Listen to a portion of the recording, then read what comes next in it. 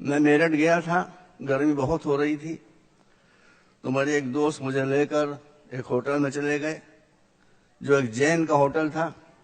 جین وہ کمیونٹی ہے میرے بھائیوں کہ جس میں نہ کوئی جاہل ہے، ان پڑھ ہے، نہ کوئی غریب ہے۔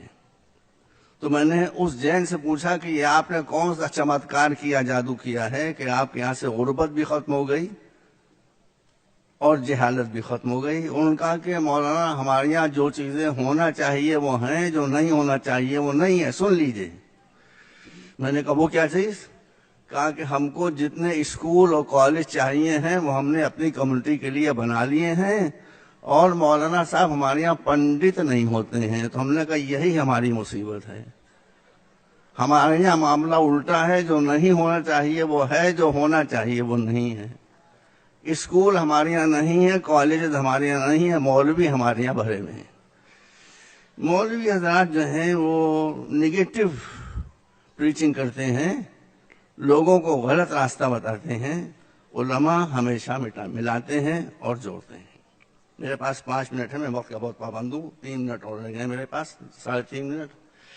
دیکھیے ہمارے رسول نے فرمایا ہے کہ عقل مندی کی بات کہیں سے بھی ملے لے لو، ہندو کے منہ سے ملے لے لو، یہودی کے منہ سے ملے لے لو، کسی کے منہ سے ملے لے لو۔ میں آپ کو ایک بات خالی بتانا چاہتا ہوں، جیوز یہودی ہمارا ان سے کوئی جھگڑا نہیں ہے۔ جیوز میں ایک ایکسٹریمسٹ گروپ ہے جو صہیونسٹ کہلاتا ہے، ان سے ہمارا جھگڑا ہے۔ اب میں آپ بتاتا ہوں، یہ واقعہ میں نے ریڈرز ڈائجسٹ میں بہت پہلے پڑھا تھا کہ جب سن 48 میں یہودیوں کو ان کی خیال میں ان کی زمین مل گئی تو وہ اپنے چیف پریسٹ کے پاس آئے، انہوں نے کہا کہ ہم کو ہماری زمین اسرائیل مل گیا ہے، ہم یہوہ کا شکریہ ادا کرنا چاہتے ہیں۔ کہا کیسے ادا کرنا چاہتے ہو؟ سنیے، بات میں ختم کر رہا ہوں۔ تو انہوں نے کہا کہ ہم چاہتے ہیں کہ آپ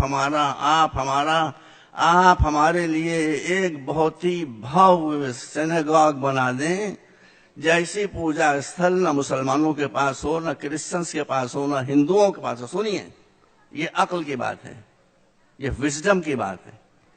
اس نے کہا، لوگوں نے کہا ایک ایسا بھویہ شاندار سینیگاگ بنا دیں کہ ایسا سینیگاگ، ایسا پوجا استھل کسی کمیونٹی کے پاس نہ ہو۔ تو اس نے کہا کہ میں اگر ایک فرض کرو ہیرا تراش کر اور ہیرے کا بنا دوں سینیگاگ، تو اس ہیرے کے سینیگاگ کی حیثیت اور اہمیت یہوہ کی نظروں میں کیا ہوگی؟ تو انہوں نے کہا کچھ نہیں۔ یاد رکھیے یہ بات، یاد رکھیے۔ کہا تو تم جتنے اربوں ڈالرز لائے ہو، اس سے سینیگاگ نہ بناؤ، اس سے اپنی کمیونٹی کو بناؤ۔ یہ پیسہ مجھے دے دو، میں اس کو ریزرو فنڈ کے طور پر ڈالنے دیتا ہوں، اور اس سے میں یہودیوں سے غربت کو اور جہالت کو مٹاؤں گا۔ ایک آدمی کا ویژن تھا، ایک آدمی کی بصیرت تھی، ایک آدمی کی نظر تھی، جس نے یہودیوں سے غربت اور جہالت دونوں چیزوں کو ختم کر دیا۔ آج دنیا میں سب سے زیادہ ایجوکیٹڈ کمیونٹی اگر کوئی ہے تو جیوز کی ہے، اور آج دنیا میں اگر ریچسٹ کمیونٹی ہے تو وہ یہودیوں کی ہے۔ آپ کے لیے بھی اس کے علاوہ کوئی چارہ نہیں ہے۔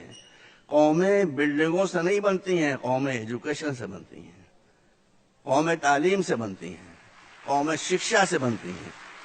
آپ میری بات مان لیں، میں آپ کے سامنے، میں نہ شیعہ ہوں نہ سنی ہوں، میں تو اکبر کا مقلد ہوں۔ اکبر الہ آبادی بہت بڑے شاعر تھے، وہ کھلے دل کے آدمی تھے۔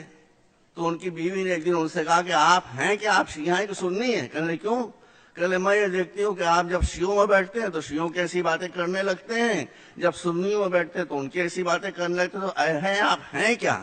انہوں نے اسی وقت ایک شعر کہہ دیا، انہوں نے کہا کہ اکبر کا کیش و مسلک، ان کی بیوی کا نام منی تھا، انہوں نے شعر کہہ دیا کہ اکبر کا کیش و مسلک، کیا پوچھتی ہو منی، شیعہ کے ساتھ شیعہ، سنی کے ساتھ سنی۔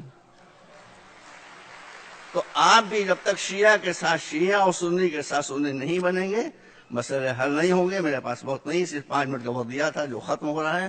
میں آپ کو آخری بات کہنا چاہتا ہوں کہ مولا علی نے ارشاد فرمایا ہے کہ جس کے پاس ایجوکیشن نہیں ہے اس کے پاس جو کچھ ہے وہ سب چلا جائے گا، جس کے پاس ایجوکیشن آ گئی جو کچھ اس کے پاس نہیں ہے وہ سب مل جائے گا۔ آپ کو عزت مل جائے گی، آپ کو پیسہ مل جائے گا، آپ کو حکومت، میرے دل سے نکلی ہوئی آواز کو آپ سن لیں اور دل تک پہنچا لیں کہ سب سے پہلے آپ کو اپنے بچوں کو ایجوکیٹ کرنا ہے. دیکھیے یہاں پر جو لوگ چنئی سے آئے ہوئے ہیں اور وہ میگھالیہ سے آئے ہوئے ہیں، ایک ایک آدمی نے کیسے کیسے کام کیے ہیں.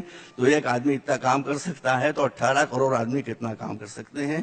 آپ کو یہ بات یاد رکھنا چاہیے کہ جہاں ایجوکیشن ہوگی وہاں کوئی ذلت نہیں ہوگی، جہاں ایجوکیشن نہیں ہوگی وہاں ذلت کے علاوہ کچھ نہیں ہوگا. وآخر دعوانا الحمدللہ رب العالمین. 5 منٹس اوور.